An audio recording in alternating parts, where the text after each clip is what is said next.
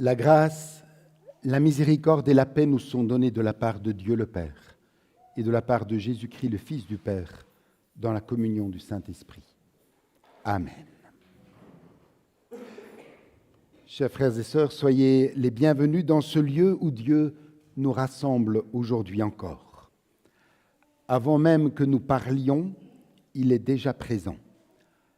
Avant même que nous le cherchions, il nous accueille.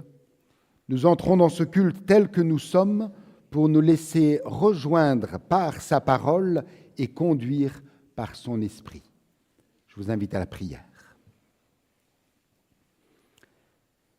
Père, tu es là au milieu de nous. Ce temps de culte, tu nous l'offres pour accueillir une parole qui féconde notre existence. Ce temps de culte, tu nous le donnes pour partager avec des frères et des sœurs notre adoration et notre prière. Donne-nous de pouvoir faire taire les voix qui nous encombrent pour être disponibles et recevoir de toi tout ce que tu veux nous offrir ce matin.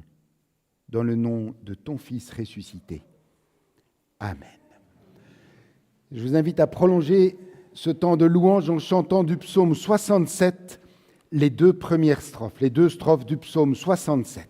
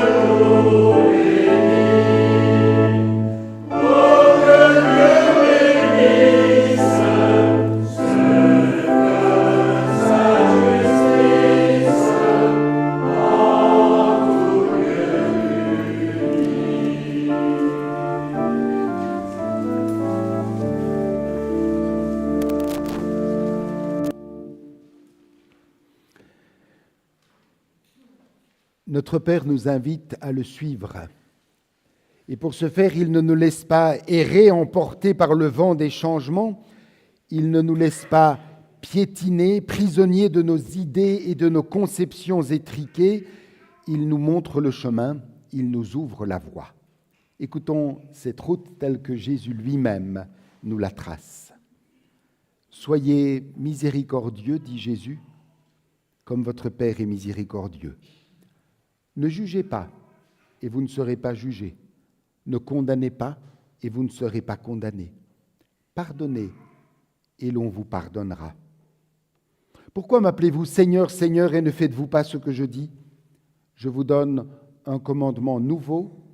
Aimez-vous les uns les autres comme je vous ai aimés. À l'amour que vous aurez les uns pour les autres, tous reconnaîtront que vous êtes mes disciples. Chers frères et sœurs, lorsque nous regardons en arrière la semaine écoulée à la lumière de cette loi d'amour, nos manquements, nos étroitesses, nos erreurs apparaissent clairement.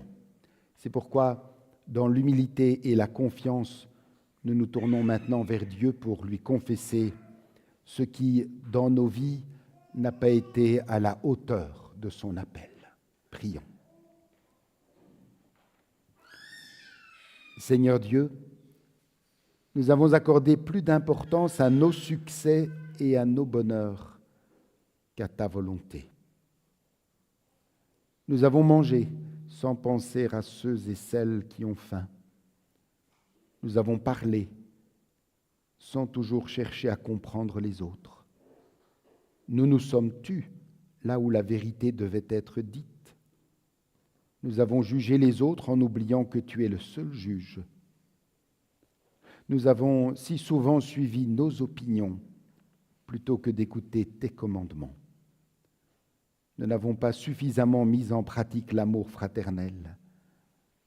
Pardonne-nous et relève-nous, afin que nous vivions en disciples de Jésus-Christ, ton Fils, notre Seigneur. Amen.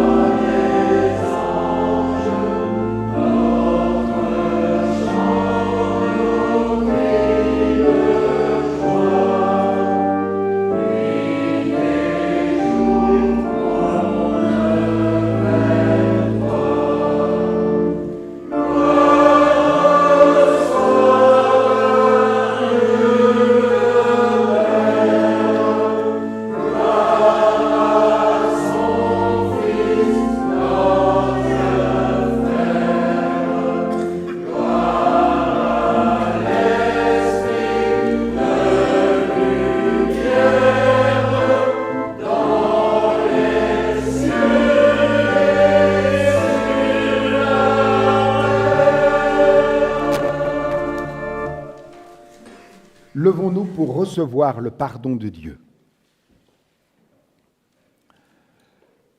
Jean, l'apôtre, fait cette déclaration forte dans son évangile qui est comme un condensé de toute la bonne nouvelle.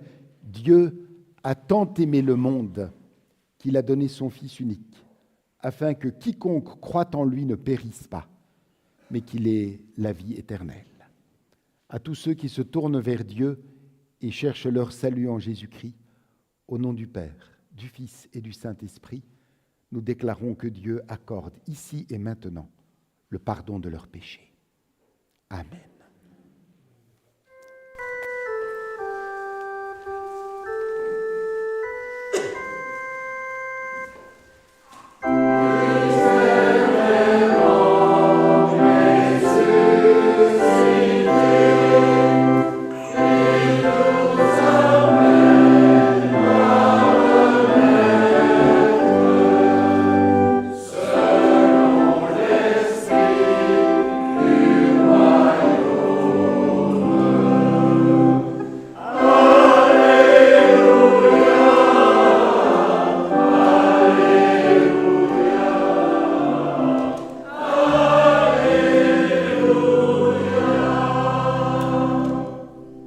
Dans la joie du pardon reçu, nous pouvons confesser notre foi. Nous ne sommes pas seuls, nous vivons dans le monde de Dieu et sa présence nous entoure et nous soutient. Nous croyons en Dieu qui a créé le monde et qui continue à créer, qui est venu en Jésus, la parole faite chair, pour réconcilier et renouveler toutes choses, qui agit par nous et à travers nous par l'Esprit. Nous mettons notre confiance en lui et notre vie repose sur sa fidélité. Nous sommes appelés à être l'Église, à célébrer la présence de Dieu dans nos vies, à respecter et protéger la création, à aimer et servir le prochain, à chercher la justice et résister au mal, à proclamer Jésus, crucifié et ressuscité, notre juge et notre espérance.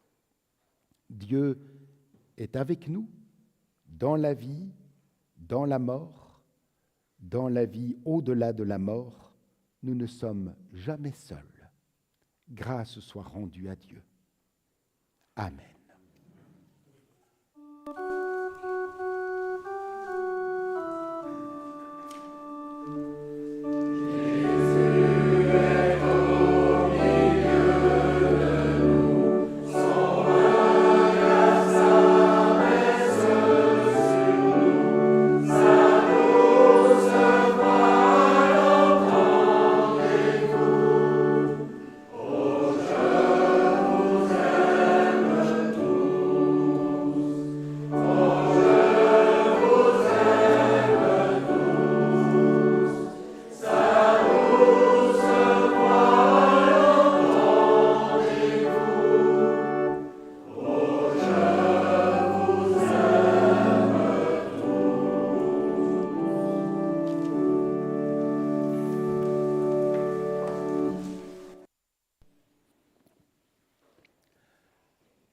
Avant d'écouter la lecture des textes de ce matin, prions pour demander à Dieu l'intelligence de sa parole. Seigneur notre Dieu, dans ton amour pour nous, tu nous as confié ta parole. Par elle, tu te fais connaître à nous. Par elle, tu guides notre vie jusqu'à toi. Pourtant, Seigneur, nos cœurs restent parfois fermés à ta présence. Veuille toi-même les ouvrir et les préparer à t'accueillir. Que ton Esprit Saint guide notre écoute de la parole, que ce que nous comprendrons aujourd'hui trouve place dans notre vie et devienne action dès demain. Oui, Seigneur, aide-nous à répondre à ton appel, à marcher sur tes chemins fidèlement et joyeusement, dans l'espérance de ton retour. Amen. La première lecture de ce matin se lit dans le livre du prophète Jérémie au chapitre 9, les versets 22 et 23. Alors selon les traductions, c'est 23 et 24. Jérémie 9, à partir du verset 22. Voici ce que déclare l'Éternel, que celui qui est sage ne se vante pas d'être sage, que celui qui est fort ne se vante pas d'être fort, que le riche ne se vante pas d'être riche. Si quelqu'un veut se vanter, qu'il se vante plutôt d'être capable de me connaître et de savoir que moi, le Seigneur, j'exerce la bonté, la justice et le droit sur la terre, toutes ces choses qui me plaisent, déclare le Seigneur. Nous écouterons ensuite de l'Épître aux Romains, au chapitre 3, à partir du verset 21. Romains 3, à partir du verset 21.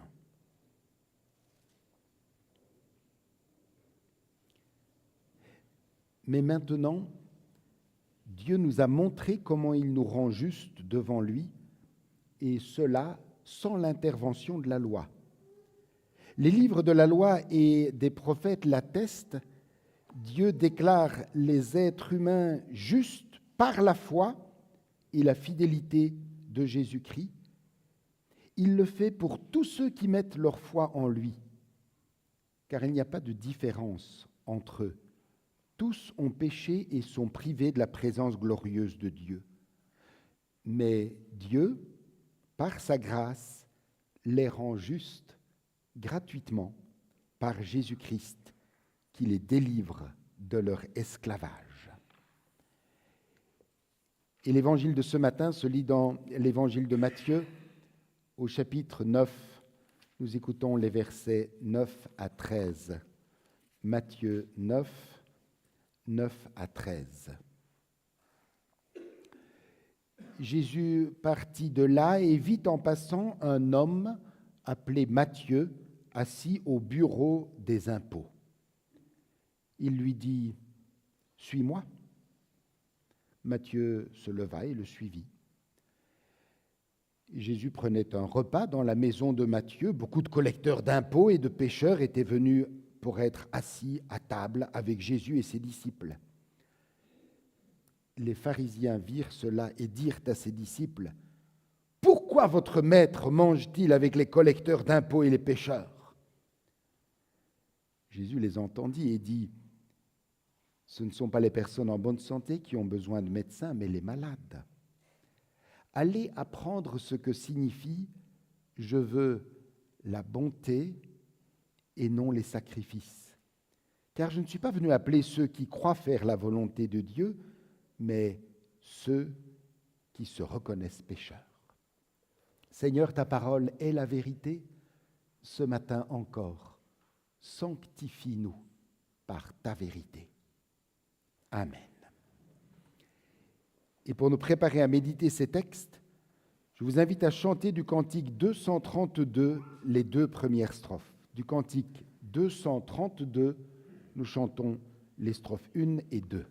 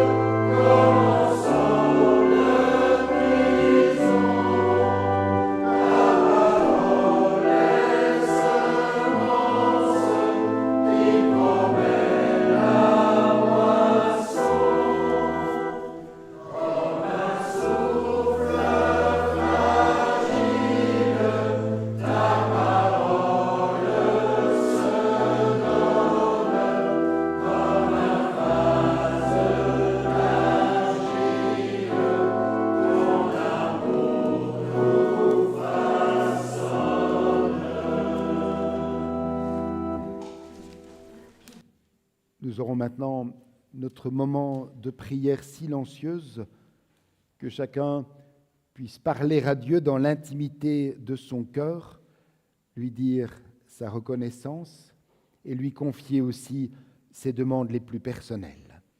Que ce temps de silence devienne un lieu de rencontre profonde avec lui, où sa présence nous touche et nous transforme. Recueillons-nous en silence devant Dieu.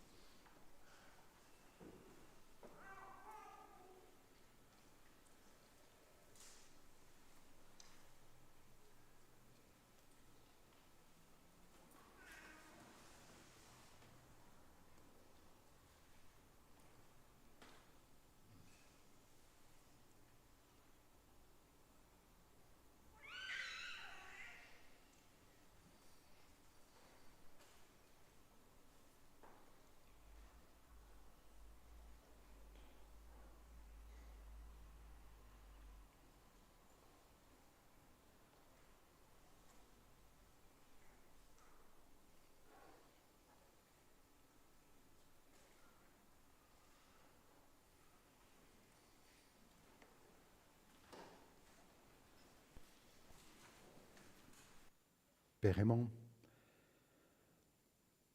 merci de nous permettre ce matin encore de nous retrouver ensemble dans ta maison.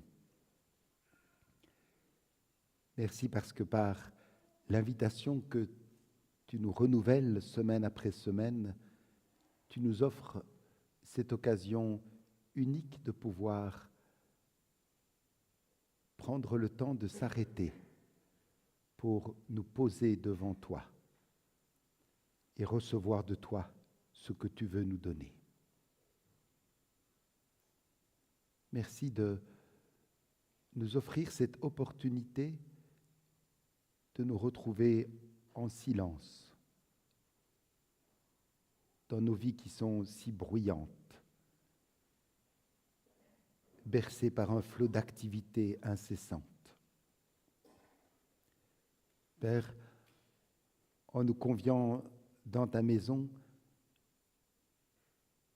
tu nous aides à prendre le temps de regarder les choses qui comptent vraiment et de nous retrouver en ta présence, unis les uns aux autres.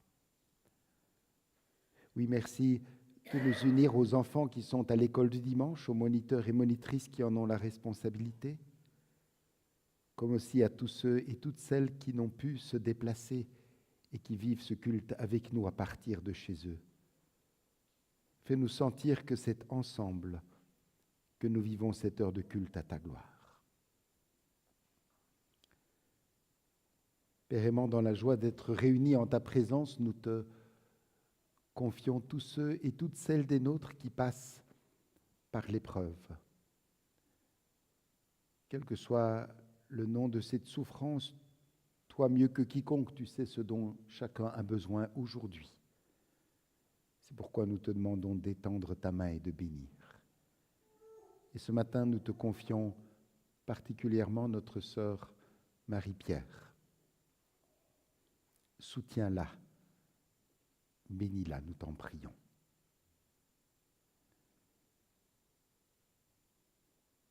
Comme chaque dimanche, nous te prions aussi inlassablement pour tous ceux et toutes celles qui ont choisi de ne pas répondre à ton appel, qui ont décidé de placer leurs priorités ailleurs.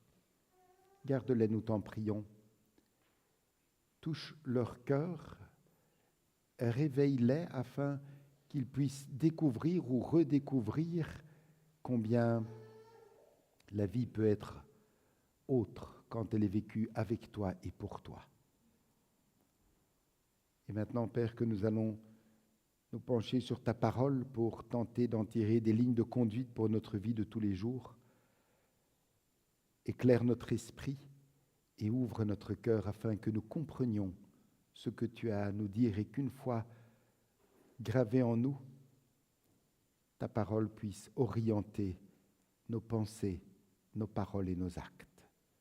C'est la grâce que nous te demandons dans le nom de ton Fils, notre frère, Seigneur et Sauveur Jésus-Christ. Amen.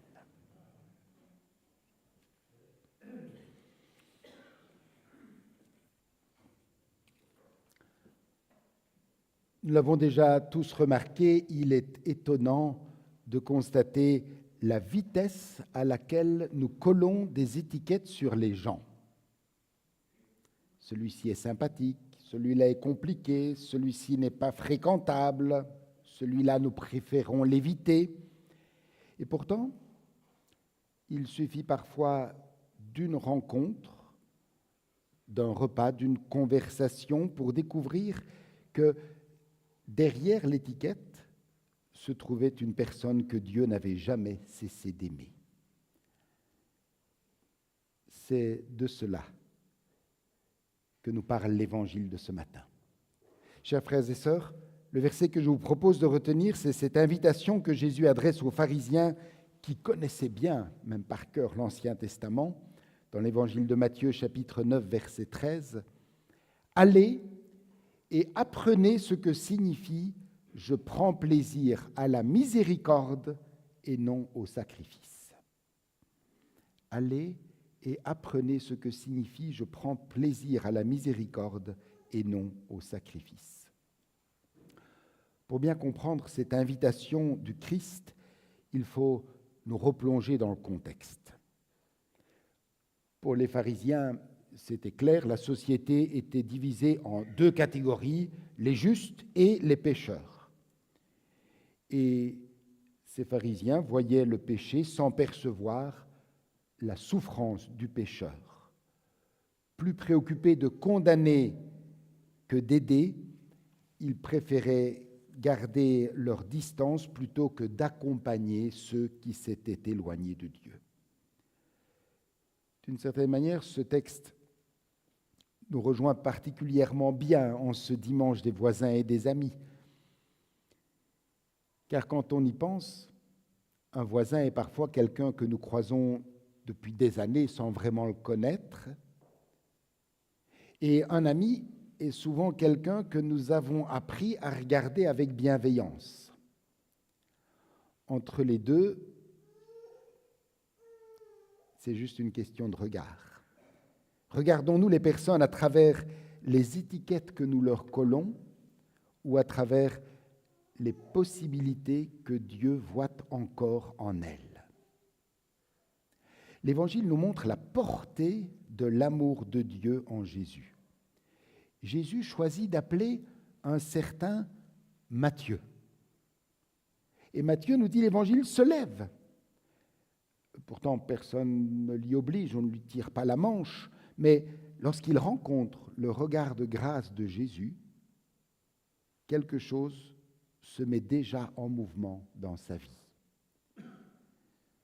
Ce choix de Jésus d'appeler Matthieu est surprenant quand on sait que Matthieu était collecteur d'impôts. Cet homme était méprisé par le peuple puisqu'il collectait les impôts pour l'occupant. À cause de sa collaboration avec les Romains et les taxes qu'il percevait, il était considéré par tous comme un pécheur notoire. Et non content d'appeler cet homme, Jésus va jusqu'à se mettre à table avec lui et ses collègues. Et ce détail n'a rien d'anodin. Nous savons que c'est souvent autour d'une table que tombent les préjugés.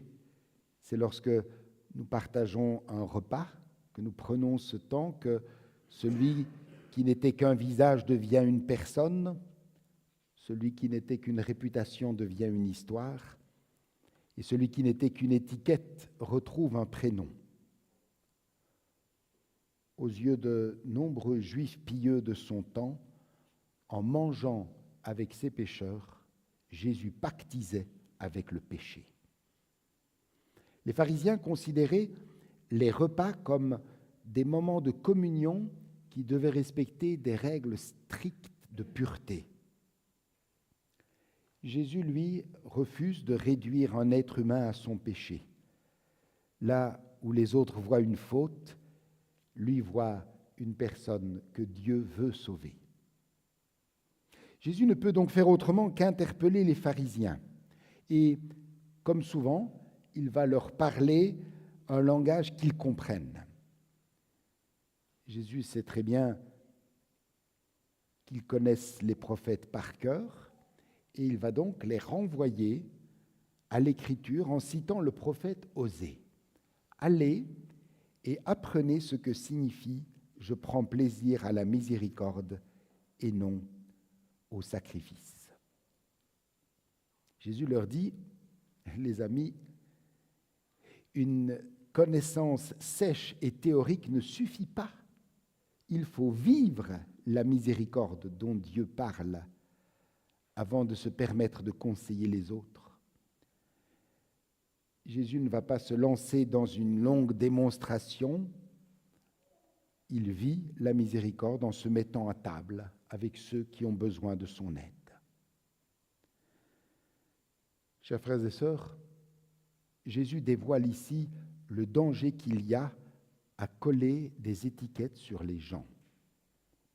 Il montre aux pharisiens qui se croyaient justes qu'ils ont encore besoin d'apprendre la miséricorde, et il montre aux pécheurs enfermés dans leurs étiquettes qu'ils peuvent être au bénéfice de cette même miséricorde. Pourquoi Jésus refuse-t-il les étiquettes ? parce qu'il sait quelque chose que les pharisiens avaient oublié. Devant Dieu, aucun être humain ne peut se présenter comme juste par lui-même. C'est ce que rappelle l'apôtre Paul lorsqu'il écrit dans l'Épître aux Romains, chapitre 3, verset 24, « Dieu, dans sa bonté, rend juste à ses yeux les pécheurs gratuitement par Jésus-Christ qui les délivre du péché. » En quoi consiste donc la miséricorde de Dieu? Alors, pour comprendre la miséricorde, il faut d'abord comprendre de quoi Dieu veut nous sauver. La Bible, nous l'avons entendu dans les textes ce matin, nous parle du péché. Alors, je sais qu'aujourd'hui, c'est devenu un mot tabou. Certains y voient immédiatement la culpabilisation ou le jugement. Dans la Bible, le péché, c'est avant tout manquer la cible. Comme un archer qui décoche sa flèche et qui n'atteint pas le centre. Reconnaître son péché, ce n'est pas s'écraser sous la culpabilité, c'est avoir l'honnêteté de dire « oui, là, j'ai loupé la cible ». Et lorsque l'archer manque la cible, il ne casse pas son arc. Il corrige sa visée et il recommence. Nous sommes tous concernés. Aucun d'entre nous n'atteint parfaitement la cible que Dieu nous propose. Mais le problème n'est pas seulement que nous commettons des fautes, le problème est que nous ne pouvons pas réparer nous-mêmes la rupture qui nous sépare de Dieu. Livrés à nous-mêmes, nous ne pouvons pas trouver le chemin du retour. Et c'est ici qu'intervient la miséricorde de Dieu. Notre Père nous aide, nous aime et ne veut pas nous laisser dans cet état. Pour nous sauver, Dieu n'est pas resté à distance, il s'est approché de nous en Jésus-Christ. Sur la croix, Jésus a porté nos péchés afin de rouvrir pour nous le chemin qui conduit au Père. Voilà la miséricorde de Dieu. Voilà aussi pourquoi personne n'est autorisé à regarder les autres de haut. Dieu nous offre de vivre de son amour sans que nous l'ayons mérité. Notre rôle consiste simplement à accueillir ce que le Christ a fait pour nous et à placer notre confiance en lui. Et la bonne nouvelle de l'Évangile, c'est que nous n'avons pas besoin d'être meilleurs pour venir à lui. Nous avons simplement besoin de venir à lui tels que nous sommes. Chers frères et sœurs, ce matin, c'est à nous que Jésus dit « Allez et apprenez ce que signifie « Je prends plaisir à la miséricorde et non au sacrifice ». Prenons donc la peine de nous interroger un instant. Qui est aujourd'hui le Matthieu que nous évitons spontanément, celui que nous saluons poliment sans vraiment nous arrêter? Qui est la personne que nous enfermons dans une étiquette? Qui est la personne que Jésus regarde peut-être autrement que nous? Peut-être un voisin, un collègue, un membre de la famille, peut-être même quelqu'un qui nous a blessés. Peut-être est-ce simplement celui dont le nom provoque déjà en nous une crispation avant même que nous l'ayons rencontré.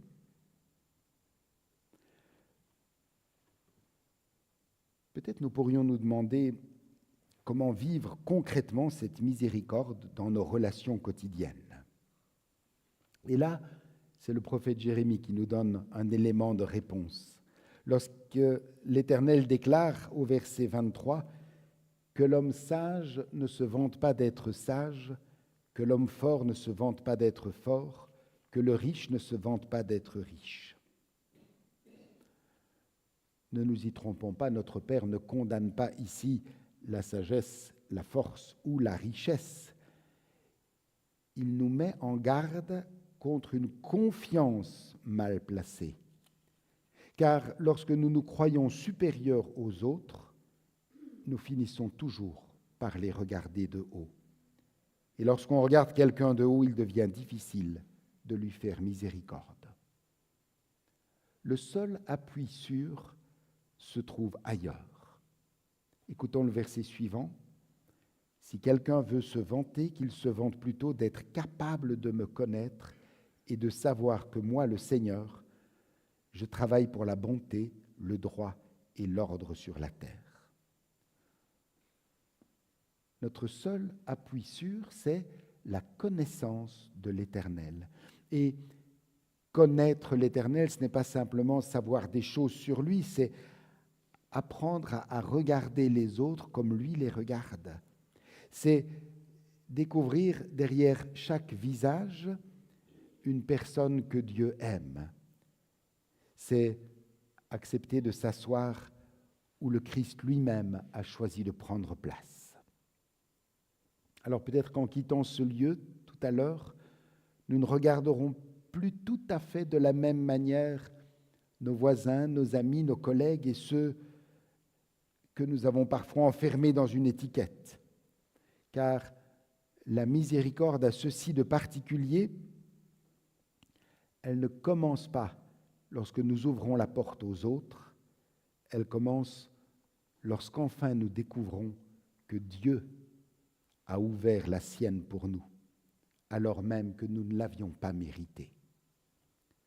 Et lorsque quelqu'un découvre cela, il devient à son tour capable de regarder autrement ceux que Dieu place sur sa route. Car il est difficile de coller des étiquettes sur les autres lorsque nous nous souvenons que Dieu a fait d'abord tomber celle qui pesait sur nous. Voilà pourquoi Jésus nous dit encore aujourd'hui, allez et apprenez ce que signifie « je prends plaisir à la miséricorde et non au sacrifice ». Amen.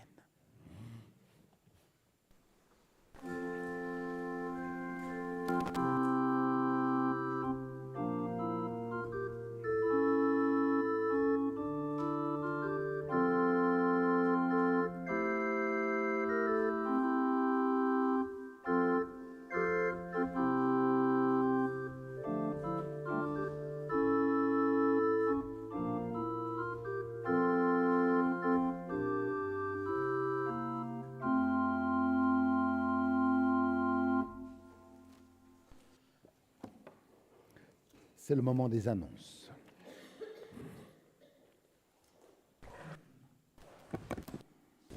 Demain, en soirée, à 19h, nous aurons la répétition de la chorale. Mardi à 18h, réunion de prière.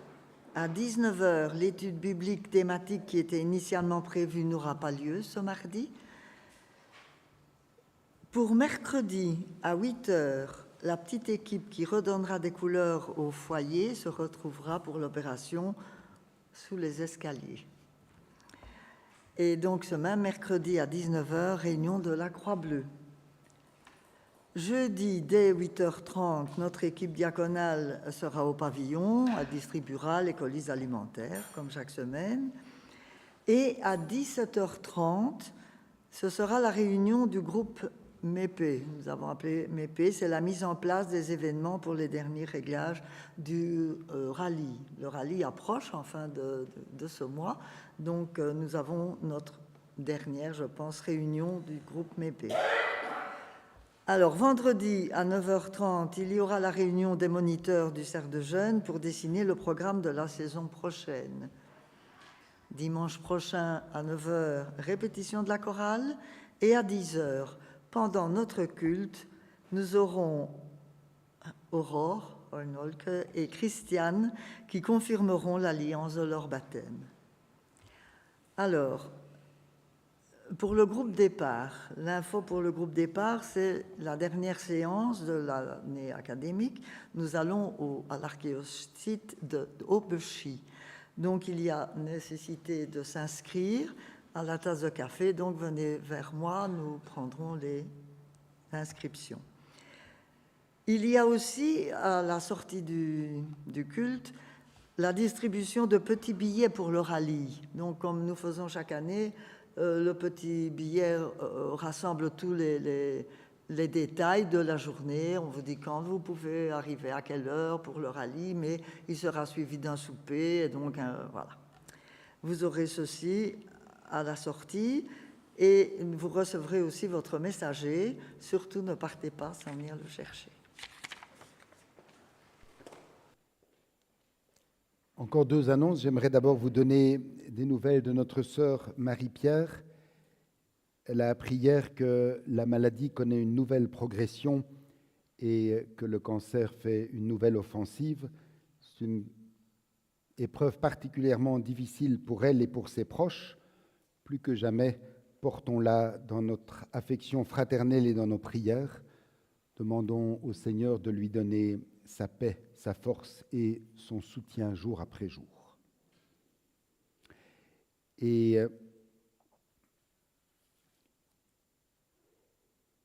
voilà, je voulais aussi dire qu'on n'oublie pas le messager, mais tu l'as dit, voilà, en partant. L'apôtre Paul disait à ses frères et sœurs de la paroisse de Corinthe, « Dieu est puissant pour vous combler de toutes sortes de grâces, afin que vous ayez de quoi faire toutes sortes de bonnes œuvres. » L'offrande que nous faisons maintenant n'est pas un geste banal ni une simple routine au milieu du culte. C'est un authentique geste de foi, un signe de reconnaissance et d'engagement, une manière concrète de participer à la vie de l'Église, de soutenir ce qu'elle annonce, ce qu'elle construit et les personnes qu'elle sert. Et pendant que notre offrande sera recueillie, nous chanterons les 4 strophes du cantique 420. Du cantique 420, nous chantons les 4 strophes.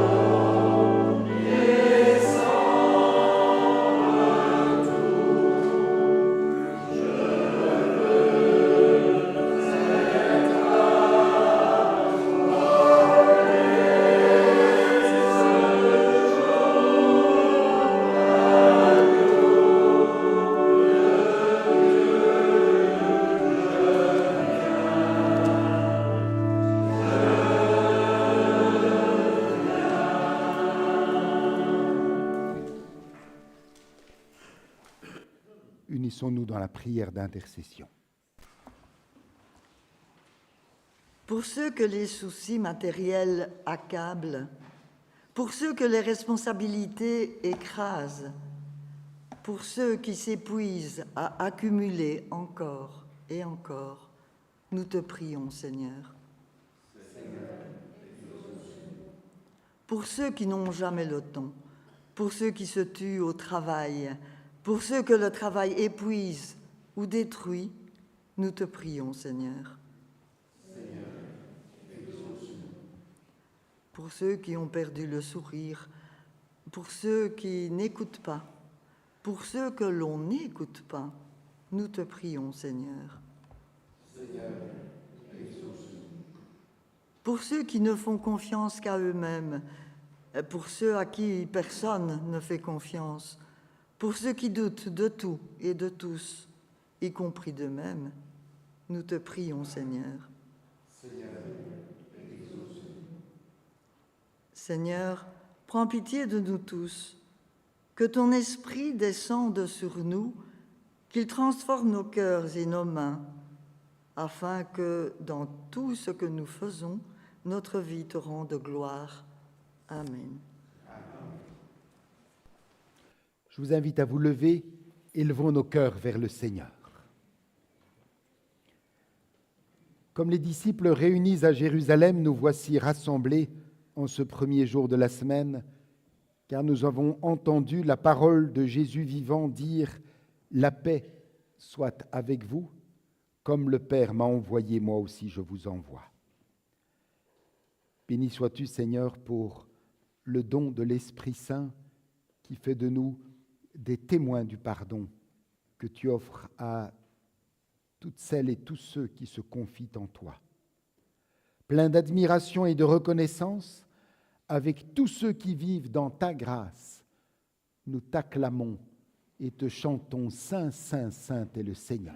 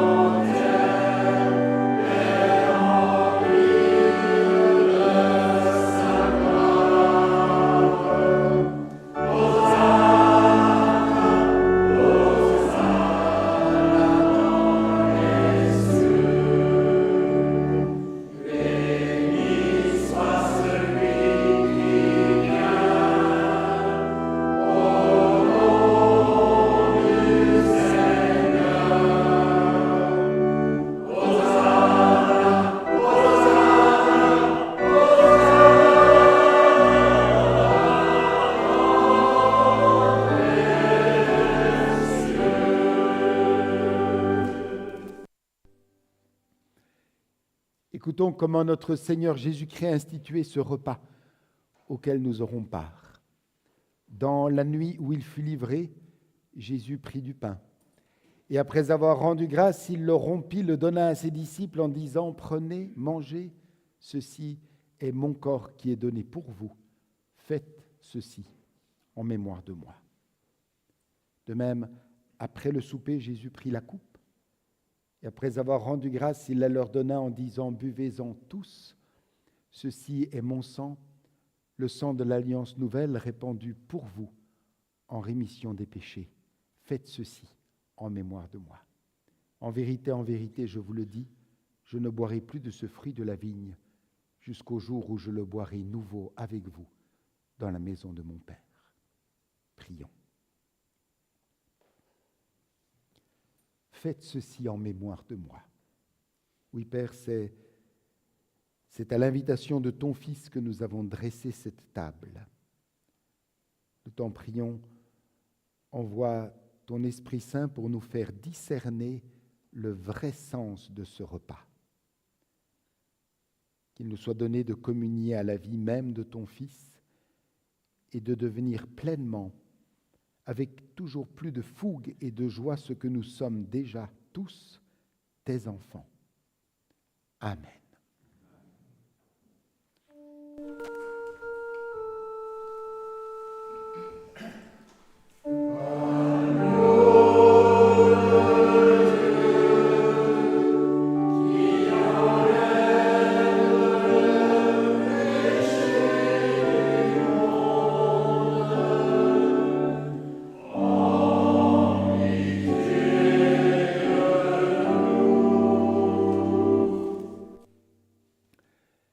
Jésus dit, « Voici, je me tiens à la porte et je frappe.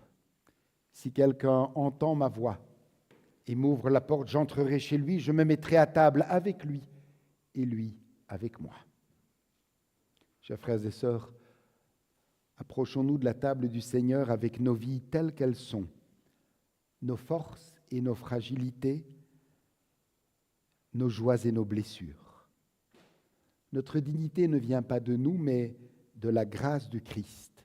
Et c'est en venant tel que nous sommes que nous accueillons pleinement son amour. Venez, dit le Seigneur, car tout est prêt. J'invite ceux qui sont au deuxième rang à passer devant, et la même chose là-bas.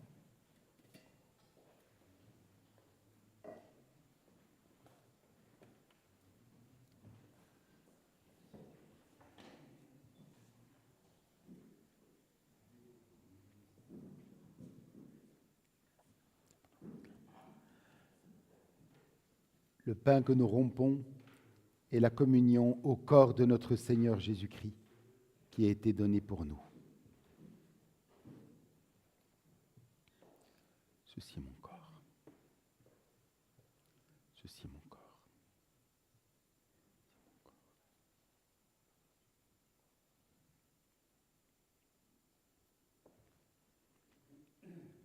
Lorsque nous recevons le pain, nous communions d'emblée, et lorsque nous recevons la coupe, nous attendons pour pouvoir tous communier ensemble.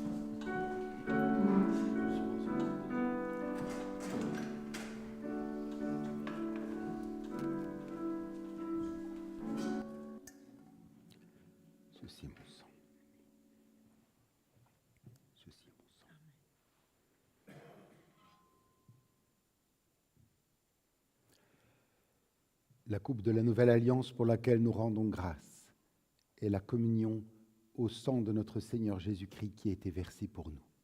Buvez-en tous, nous dit Jésus.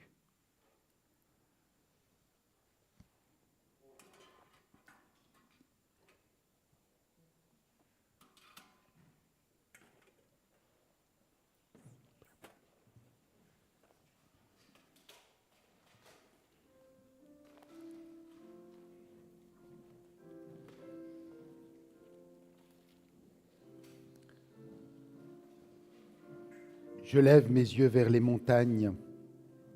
D'où me viendra le secours? Le secours me vient de l'Éternel qui a fait les cieux et la terre. Il ne permettra point que ton pied chancelle. Celui qui te garde ne sommeillera point. Voici, il ne sommeille ni ne dort celui qui garde son peuple. L'Éternel est celui qui te garde. L'Éternel est ton ombre à ta main droite.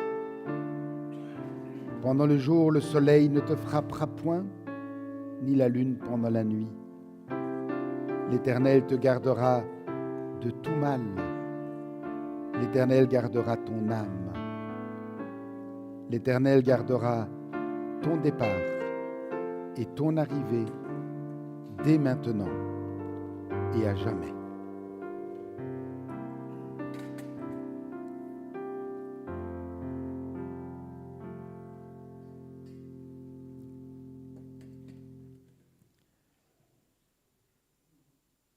Père aimant, merci pour la simplicité de ce repas auquel tu nous convies.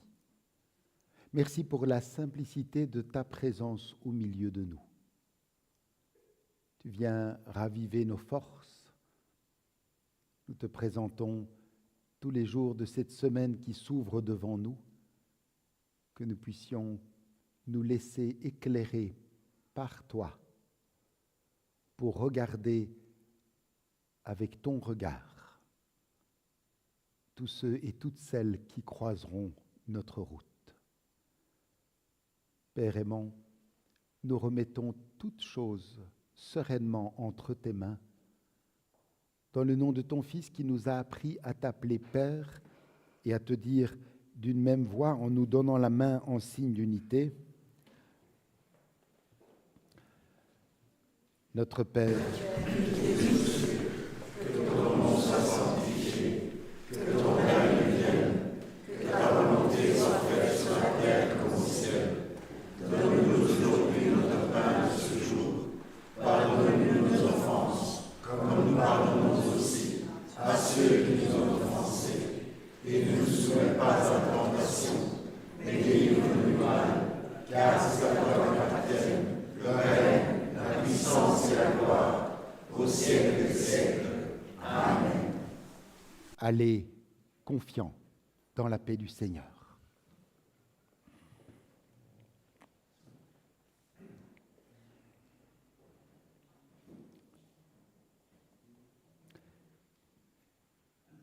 Écoutez l'exhortation et recevez la bénédiction de la part de notre Dieu.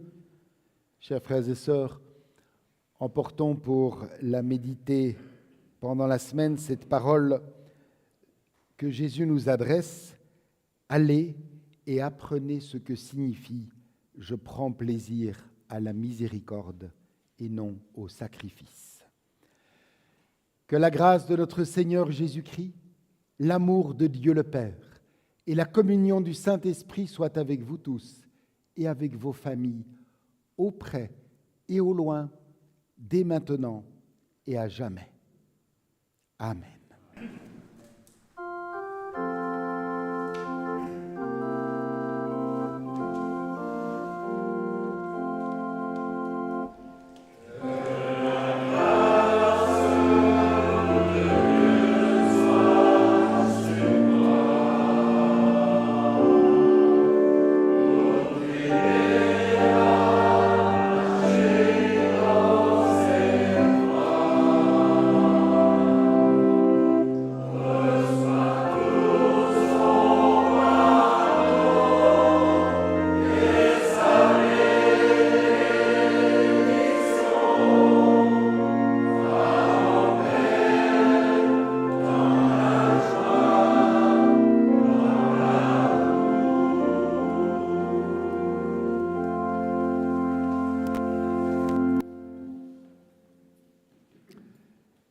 Chers frères et sœurs qui avez vécu ce culte avec nous sur notre chaîne, même séparés par la distance, nous marchons ensemble. Que ce dimanche soit pour vous béni ainsi que la semaine qui s'ouvre.